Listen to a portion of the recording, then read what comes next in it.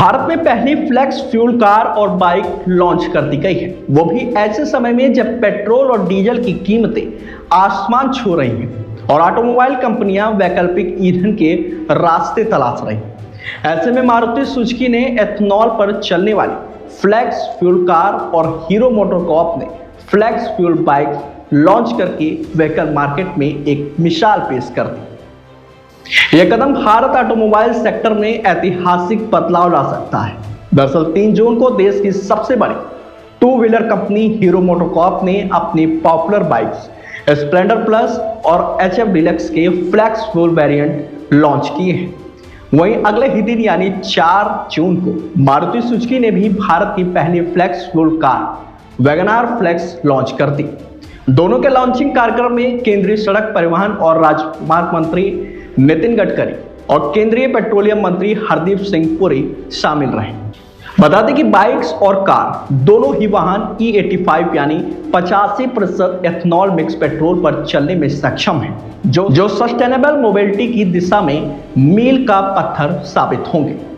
Maruti Suzuki की नई WagonR flex बाहरी डिजाइन में बिल्कुल पुरानी जैसी है, लेकिन इंजन और फ्यूल सिस्टम में किए गए मैकेनिकल अपडेट्स इसे E85 फ्यूल के अनुकूल बनाते हैं। शुरुआत में यह कार सिर्फ फ्लीट ऑपरेटर्स और ओला उबर जैसे कैब एग्रीगेटर्स के लिए उपलब्ध होंगी, इसलिए कंपनी ने अभी तक इसकी कीमत का ऐलान नहीं किया है। उम्मीद है कि CNG वर्जन से थोड़ी महंगी पड़ सकती है। दूसरी ओर हीरो मोटोकॉर्प ने स्प्लेंडर प्लस फ्लैक्स की कीमत 82,710 रुपए और HF डिलक्स फ्लैक्स की कीमत 72,792 रुपए तय की है। ये दोनों कीमतें शोरूम प्राइस की हैं। वह इनकी डिलीवरी जुलाई 2026 से दिल्ली और महाराष्ट्र के चुनिंदा इलाकों में शुरू होगी। दोनों बाइक्स E20 से E85 तक एथनॉल ब्लेंड पर चलने में सक्षम है। खास बात यह है कि दोनों बाइक्स 100% एथनॉल पर भी चल सकती हैं। बता दें कि हीरो ने यह तकनीकी जयपुर के centre for innovation and technology CIT में विकसित की है। केंद्रीय पेट्रोलियम मंत्री हरदीप सिंह पुरी ने लॉन्च कार्यक्रम के दौरान बताया कि सरकार का लक्ष्य 2027 तक देश भर में 5200 E100 डिस्पेंसिंग स्टेशन लगाना है। शुरुआत में दिल्ली, NCR और मुंबई, पुणे, नागपुर कॉरिडोर पर 50 से 100 स्टेशन होंगे, जो दिसंबर तक 500 तक पहुंच जाएंगे। उन्होंने भरोसा दिलाया कि E85 की कीमत E20 पेट्रोल से काफी कम रखी जाएगी, जिससे आम ग्राहक को भारी बचत होगी।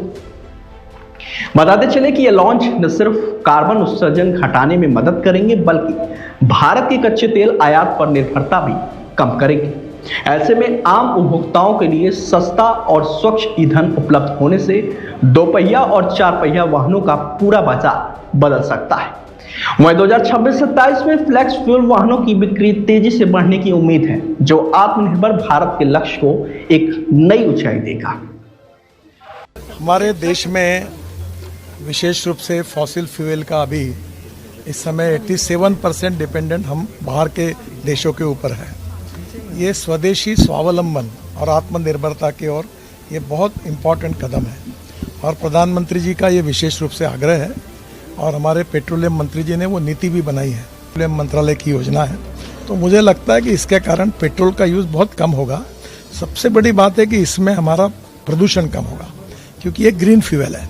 दूसरी बात ये है कि 23 लाख करोड़ देश के बाहर जाना ये इकोनॉमी के लिए बहुत बड़ा चैलेंज था।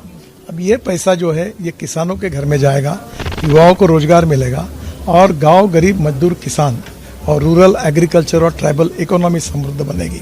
और हीरो जैसे इम्पोर्टेंट ब्रांड जो है, जिनकी मोटरसाइकिल में एक प्रकार से बहुत अच्छा सेल है, उन्होंने अब ये मॉडल लाने के कारण एक गांव में जो किसान है, बच्चे, लड़के हैं, ये सब ये मोटरसाइकिल इथेनॉल की यूज़ करेंगे, तो उनके लिए भी सेविंग है, क्योंकि पेट्रोल और इथेनॉल के रेट में बहुत फ़र्क है।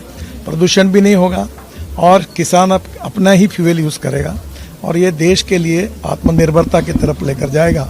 इसलिए प्रधानमंत्री जी के नेतृत्व में आदरणीय हमारे पेट्रोलियम मंत्री पुरी जी का और हीरो के मैनेजमेंट का भी मैं बहुत धन्यवाद देता हूँ, अभिनंदन करता हूँ। There was an attempt earlier to set up a large number of E100 dispensing stations, but if the models were not ready, so I think we have been able to now correlate and dovetail the two. I think we are starting with about 50 to 100 dispensing stations in the Delhi NCR region and Pune, Mumbai, Nagpur, etc.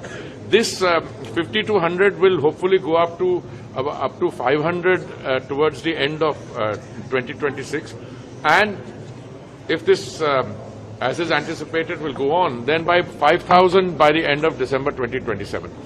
I think Gadkari ji made another very important point. If the Euro 6 standard vehicles can be made compliant to E100, this is what his discussion was with the Honda Motor Corp yesterday. They said that they could do it. When the kit comes in, with minimal change, they could make it compliant. You know, for a country like India, which imports fossil fuel energy for about $120 billion, you see what a difference it will make. You see, in the current geopolitical turmoil, we are having to manage, okay? But our Atmanirbharta and our self-reliance. Now, the motorcycle which came, which was 2 models introduced, they say, are almost 100% made in India. If the fuel going into that is also indigenously produced from the biomass, it's a win-win. Now, same thing with the four-wheeler now. Now, yesterday, you had 2 very large, largely popular, high-selling brands of motorcycle.